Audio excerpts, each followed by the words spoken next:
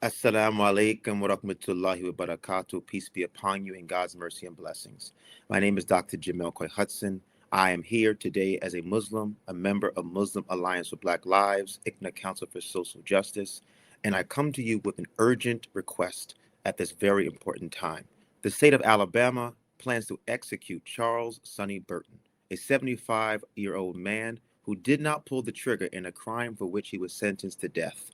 The shooting that took the life of Doug Battle was in 1991, and a robbery that another man, Derek DeBruce, actually was the gunman. Yet Mr. Burton now faces execution, even though the person who fired the actual fatal shot ultimately received a lesser sentence of life in prison. This moment, it calls on us as Muslims to ask some profound questions about justice. And in Islam, we have the answer. The Quran teaches us, O you who believe, stand firmly for justice as a witness for God, even if it's against yourself. What's striking at this moment is that the voices who are connected to the case, members of the victim's family, even the jurors that were in the original trial, they have called for mercy and clemency. What does that mean when the people who have been most affected, most in pain, are asking for compassion? We must too be those who have the rahmah, the mercy. And Mr. Burton, he has served 34 years in prison. And during his time in captivity, he has embraced the religion of Al-Islam and has become a mentor, an imam, a leader for those who are also living in bondage. And Islam teaches us in the Holy Quran, whoever saves one life, it is as if he has saved all of humanity. Oh, you who believe, yes, we must be accountable for our actions. We believe that wrongdoings must be addressed, but we also believe in proportionality, mercy, and the opportunity for redemption.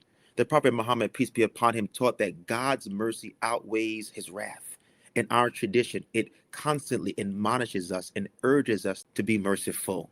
And it's with that mercy in our heart, we appeal directly to the governor of Alabama, Governor Kay Ivey. Governor Ivey, you have the power of clemency. And at this moment, we are asking you, please, to allow that mercy and that conscience to come forth.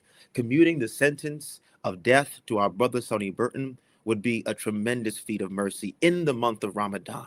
We ask you, Governor Ivey, to please stand with those who stand with our brother. And we call on the Muslim community, stand in the tradition of Malcolm X and those who came before. We invite you, when you hear this message, to share it, to sign the petition, to raise your voice with the communities and your masjids and your Islamic centers, because it is not just on the governor.